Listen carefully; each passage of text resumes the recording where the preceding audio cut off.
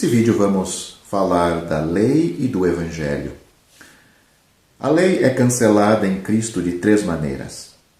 Primeiro, a execução dos mandamentos como condição de justificação pessoal é abolida, de forma enfática e conclusiva, pois o fim da lei é Cristo, ou a finalidade da lei é Cristo, para a justiça de todo aquele que crê. Romanos capítulo 10, versículo 4. Embora os 10 mandamentos, menos o 4º, estejam incluídos na ética do Novo Testamento, são integrados como princípios independentes e não como parte do sistema mosaico. Sua observância não é obrigatória para a salvação, mas sim o resultado espontâneo da salvação.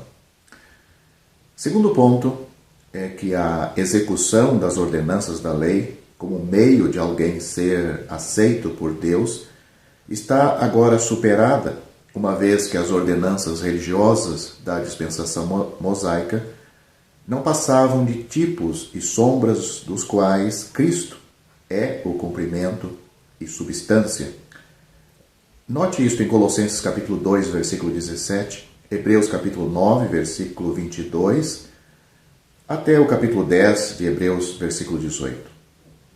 O terceiro ponto que podemos analisar é que a lei, como dispensação ou método do tratar divino, foi agora cancelado, pois o Evangelho introduz uma nova dispensação para os judeus e gentios igualmente. A velha dispensação era a da letra, um mandamento exterior. A nova dispensação é do Espírito, um poder interior. Veja, por exemplo, 2 Coríntios capítulo 3, versículo 4. A primeira, ou seja, a lei, não passava de um código objetivo. A segunda, o Evangelho, uma mudança subjetiva. Aquela, a lei, a condenação pela ética. Esta, o Evangelho, uma dinâmica transformadora. Note, porquanto o que fora impossível à lei no que estava enferma pela carne, isso fez Deus enviando o seu próprio Filho em semelhança de carne pecaminosa, e no tocante ao pecado, e com efeito, condenou Deus na carne o pecado, a fim de que o preceito da lei se cumprisse em nós, que não andamos segundo a carne, mas segundo o Espírito. Isso está registrado em Romanos capítulo 8, versículos 3 e 4. Mas então podemos perguntar qual era o propósito da lei. Gálatas capítulo 3, do versículo 19 a 29, responde: Se conforme Paulo afirma, a lei não anulou nem adicionou condições à promessa de Deus a Abraão. Qual era o propósito da lei, então? Revelar o pecado no seu verdadeiro caráter de transgressão. Esse é um dos principais propósitos da lei. O pecado existia antes da lei, mas o homem não o reconheceu como transgressão até o advento da lei, até a vinda da lei. Transgressão é a violação de uma lei conhecida. A lei foi dada a uma nação de pecadores. Nunca poderiam obter justiça por guardá-la, porque não tinham poder para lhe obedecer. A finalidade da lei era mostrar aos homens quão pecaminosos eram. Sendo assim, que pedisse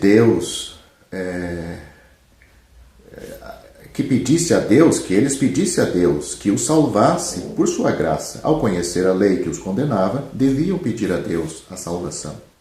O pacto de Deus com Abraão foi uma promessa incondicional de bênção. A lei resultou em maldição. A lei mostrava que o homem não merecia receber bênção livre e incondicional. Se o homem há de ser abençoado, tem de ser pela graça de Deus.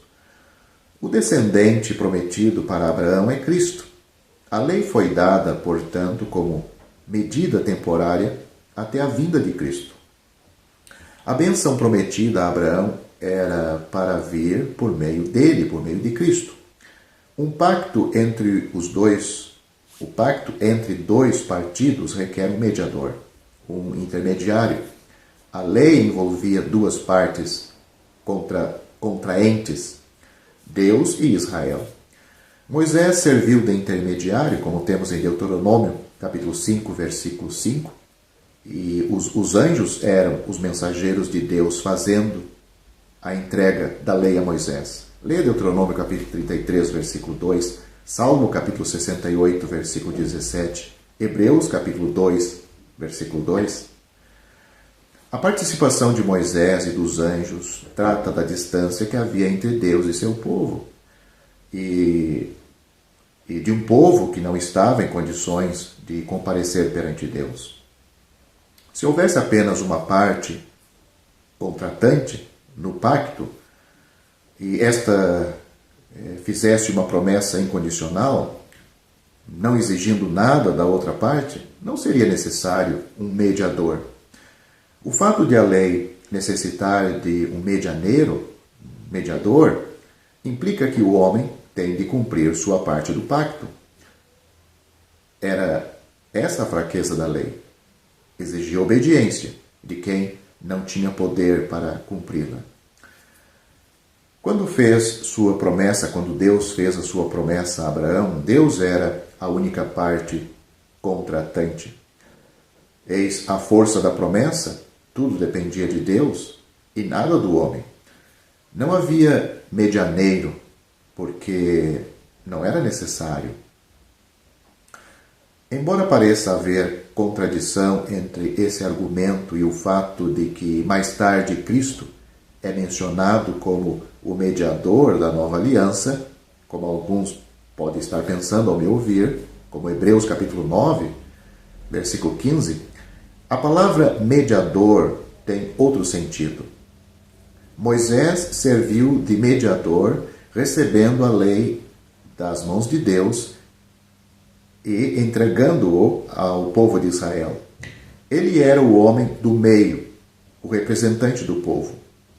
Cristo era o mediador da nova aliança, em sentido muito mais elevado. Antes que Deus pudesse com justiça dispensar as bênçãos desta aliança, o Senhor Jesus tinha de morrer. Assim como unicamente a morte pôde pôr em vigor o testamento, pode pôr em vigor o testamento de qualquer pessoa, também a nova aliança tinha de ser selada com o sangue do Senhor Jesus, ou seja, a sua morte. Ele tinha de dar a si mesmo em resgate de todos.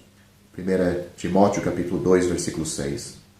Cristo não apenas assegura as bênçãos da aliança para seu povo, como o mantém a mim num mundo que lhe é antagônico. Cristo age assim como sumo sacerdote e advogado, o que também faz parte do seu trabalho de mediador. Mas surge outra pergunta. Por acaso a lei pôs de lado as promessas ou ocupou seu lugar, as promessas de Abraão, ou as promessas feitas a Abraão? De modo nenhum. Se fosse possível dar uma lei pela qual pecadores pudessem atingir perfeição requerida por Deus, então a salvação certamente viria pela guarda da lei. Se Deus pudesse conseguir os mesmos resultados desta maneira, não teria enviado o Filho do seu amor ao mundo para morrer pelos pecadores. Mas a lei tinha muito tempo e muitas pessoas para demonstrar que não podia salvar pecadores. Estava aí há muito tempo e foi provado isto. Nesse sentido, estava enferma pela carne, como diz Romanos capítulo 8, versículo 3. O máximo que a lei podia fazer era mostrar aos homens sua condição desesperada e convencê-los de que a salvação podia ser alcançada ou obtida apenas pela graça de Deus. O Antigo Testamento mostra que todos os homens são pecadores, incluindo os que estavam debaixo da lei.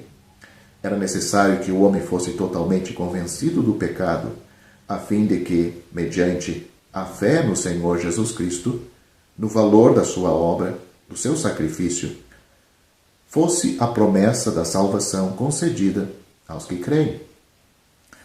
As palavras-chave do versículo 22 de Gálatas capítulo 3 são as seguintes. Ali nós encontramos fé, concedida e creem. Não há menção das palavras obras ou guardar a lei. Fé aqui refere-se à fé cristã. Trata-se da época que começou com a morte, o sepultamento e a ressurreição do Senhor Jesus Cristo e com a pregação do Evangelho no dia de Pentecostes.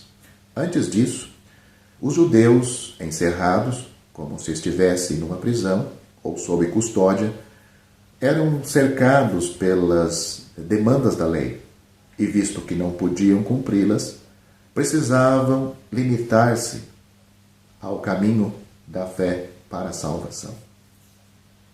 Sob a lei, o povo estava confinado até que fossem anunciadas no Evangelho as novas gloriosas da sua libertação da escravidão da lei, da escravidão do pecado, da escravidão de Satanás e também da escravidão da lei. A lei é descrita como um guardião e guia de crianças, ou como um aio, seria um tutor. Isso enfatiza a ideia de ensinamento. A lei ensinou lições acerca da santidade de Deus, da pecaminosidade do homem e da necessidade da expiação do pecado. Aqui a palavra é usada para descrever aquele que exerce disciplina e supervisão geral sobre menores ou pessoas imaturas. As palavras para nos conduzir não se encontram no original. As palavras que nós encontramos nesse versículo, em Gálatas 3, para nos conduzir, essa palavra não se encontra no original, mas foram introduzidas pelos tradutores. Omitindo-as, o versículo ensina que a lei foi guardiã dos judeus até Cristo, isto é, até a vinda de Cristo, ou tendo em vista a vinda de Cristo. De maneira especial, a lei conservou o povo de Israel como nação distinta pelas regras que diziam respeito ao casamento, por exemplo, a prosperidade e a propriedade deles também, aos alimentos e etc. Quando veio a fé, ela foi anunciada primeiramente a essa nação que havia sido conservada miraculosamente através dos séculos. Justificação por fé foi prometida baseada na obra redentora completada por Cristo, o Redentor. A palavra grega paidagogos, de onde vem a palavra que conhecemos, pedagogia, significa literalmente um condutor ou líder de crianças. Geralmente era um escravo que levava a criança à escola e depois ia buscá-la. Às vezes ele era o próprio professor. A lei é o aio, o pedagogo.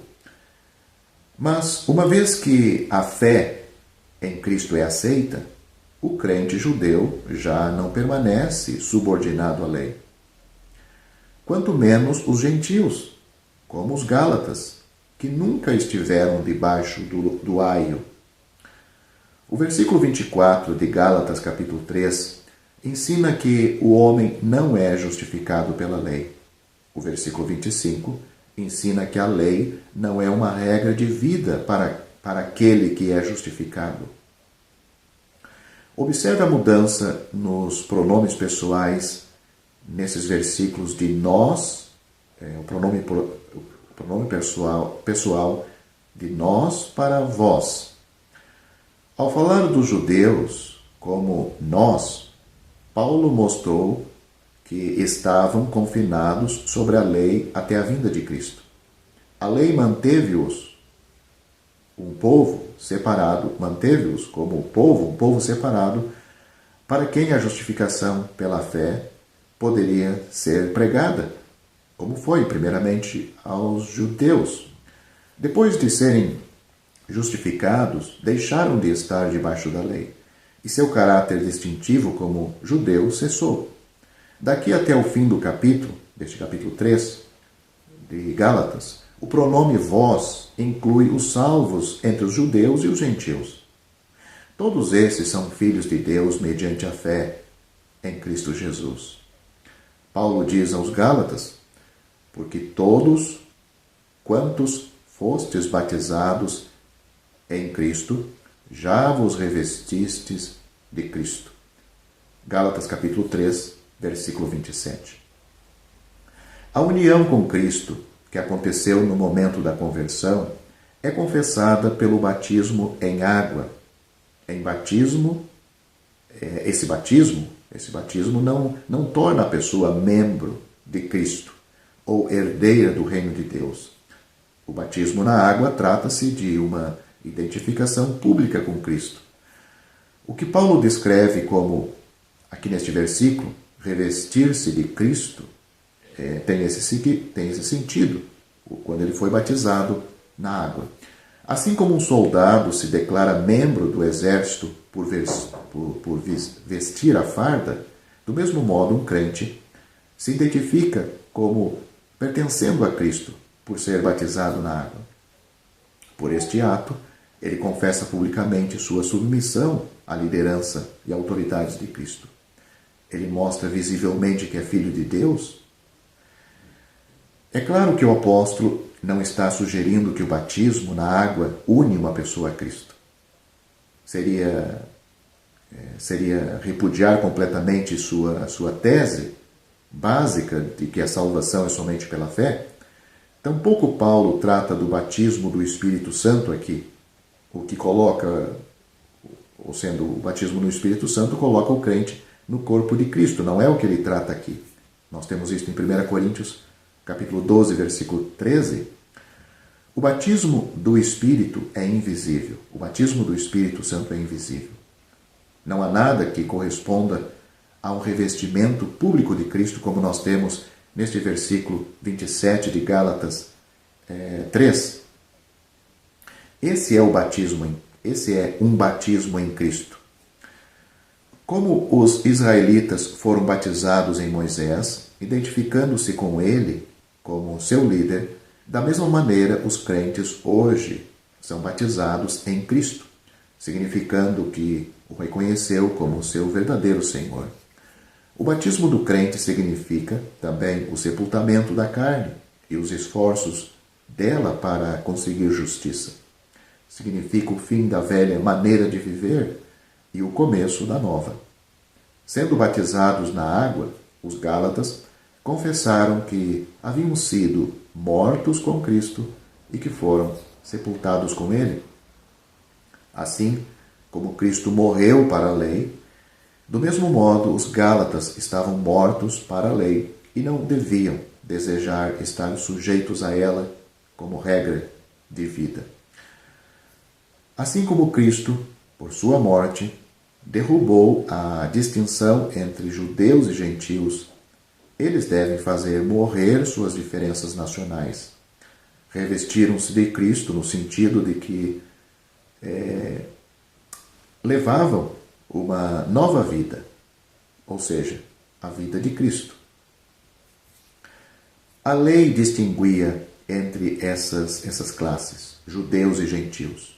Por exemplo, a distinção entre judeus e gentios era exigida em Deuteronômio capítulo 7, versículo 6, capítulo 14, versículos 1 e 2. Na oração matinal de um judeu, ele sempre dava graças a Deus de não ter nascido gentil, escravo ou mulher. Essas diferenças desapareceu em Cristo. Isto é, no que se refere à aceitação da parte de Deus. Ele não prefere aos judeus ou aos gentios. O homem livre não é favorecido em relação ao escravo, nem é o homem mais privilegiado do que a mulher. Todos estão no mesmo nível porque estão em Cristo Jesus. Cada pessoa ou está fora de Cristo, mas em Cristo ele não tem essas distinções. Não devemos fazer que este versículo diga mais do que ele diz? Quanto à vida diária, para não falar no ministério público da igreja, Deus reconhece a distinção entre macho e fêmea. Não é isso que o versículo está dizendo ou defendendo. O Novo Testamento contém instruções endereçadas a cada um desses grupos. Também fala em separado a escravos e amos, patrões e empregados. Mas para obter bênçãos de Deus, essas coisas não contam. O que importa é esta pessoa estar em Cristo Jesus. Isto se refere à nossa posição no céu e não à nossa condição na terra. Perante Deus, o crente judeu em nada é superior ao pagão convertido, a um pagão que foi salvo. Todas as distinções que a lei fazia são engolidas na sepultura comum que Deus providenciou. Como é loucura, portanto, os crentes procurarem mais santidade por levantar diferenças que Cristo aboliu?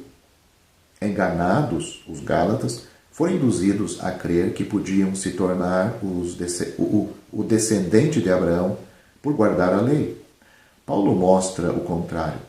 Cristo é o descendente de Abraão. A herança prometida a Abraão foi cumprida em Cristo. Quando os pecadores creem em Cristo, são unidos com Ele.